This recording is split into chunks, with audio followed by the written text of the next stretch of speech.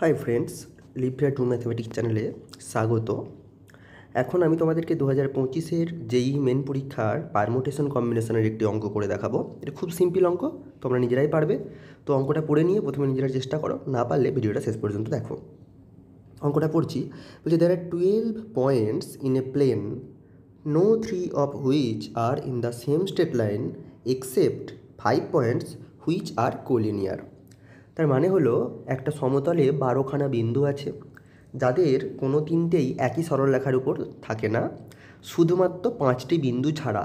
অর্থাৎ 12টি বিন্দুর মধ্যে 5টা বিন্দু একই সরলরেখার উপর অবস্থান করে, বাকি বিন্দুগুলোর কোনো তিনটেই একই সরলরেখার উপর থাকে না। যদি এমন হয় তাহলে total number of triangles that can be formed with the vertices at any 3 of this 12 points each.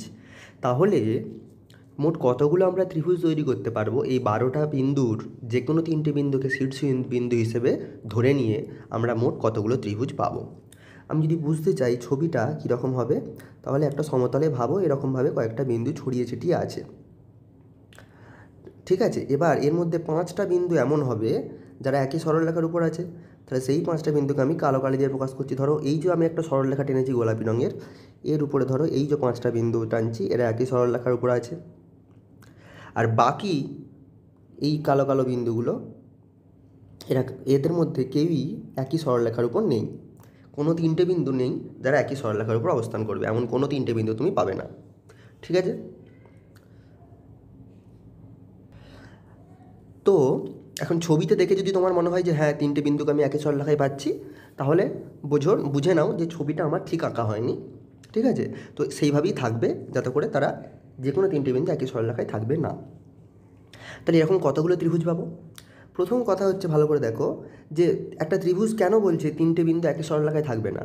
তার কারণ যদি তুমি এখানে ভালো করে লক্ষ্য করো, আমি নীল কালি নিয়ে দেখাচ্ছি, দেখো এই 3টে বিন্দুকে শীর্ষবিন্দু হিসেবে ধরে আমি একটা ত্রিভুজ তৈরি করতে পারবো।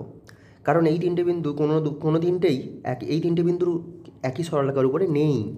কিন্তু যে বিন্দুগুলো একই সরলরেখার উপর আছে তাদের 3টেকে, যেমন এই গোলাপি লাইনটার উপরে যে বিন্দুগুলো আছে, এদের থেকে যে কোনো 3টে বিন্দু নিয়ে তুমি যদি যোগ করো একটা ত্রিভুজ তৈরি করতে পারবে না। এই কারণেই বলা আছে 3টে বিন্দুর একই সরলরেখায় থাকতে পারবে না, বুঝেছো। এবার আমি অঙ্কটাতে চলে আসি। এবার অঙ্কটা বলেছে তাহলে এরকম কতগুলো আমরা ত্রিভুজ পাবো। দেখো তাহলে একটা ত্রিভুজ তৈরি করতে গেলে 12টা বিন্দুর থেকে আমাকে তিনখানা বিন্দু নিতে হবে শীর্ষবিন্দু হিসেবে। তাহলে 12টি বিন্দুর থেকে আমি 3টে বিন্দু চয়েস করতে পারি 12C3 উপায়ে। এর মধ্যে আমি তো সবকটা 12টাই ধরে নিয়েছি, কিন্তু এর মধ্যে এমন একটা ক্ষেত্র আছে যেখানে এই সরলরেখার উপরে অবস্থিত বিন্দুগুলো দিয়ে আমি কোনো ত্রিভুজ পাবো না। এখান থেকে 3টে বিন্দু সিলেক্ট করলেও সেই 3টে বিন্দু দিয়ে আমি যোগ করে ত্রিভুজ তৈরি করতে পারবো না। তাহলে ওই 5টা বিন্দুর থেকে 3টে নিতে পারি 5C3 উপায়ে। অতগুলো আমি এক্সট্রা কাউন্ট করে ফেলেছিলাম, ওগুলো বাদ দিয়ে দিতে হবে, কারণ ওই ক্ষেত্রে আমি ত্রিভুজ তৈরি করতে পারবো না। তাহলে উত্তর কী হবে?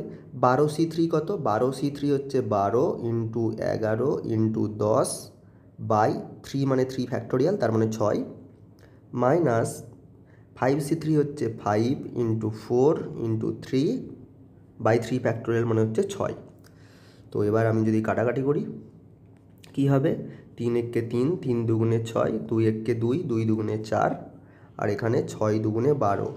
তাহলে 2 11 22 ইন্টু 10, এটা হচ্ছে 220, মাইনাস 5 আর 2 গুণ করলে হবে 10, তাহলে 220 মাইনাস 10 হয়ে যাবে 210। তাহলে উত্তর হবে 210। সেটা দেখো অপশান বিতে আছে, 210। তো অপশান বিটা হয়ে যাবে এখানে কারেক্ট অ্যান্সার। তো ভিডিওটা ভালো লেগে থাকলে বন্ধুরা প্লিজ বেশি মাত্রায় শেয়ার করে ছড়িয়ে দাও ভিডিওটাকে। আর কোনো প্রশ্ন থাকলে কমেন্ট সেকশানে জানাতে ভুলো না।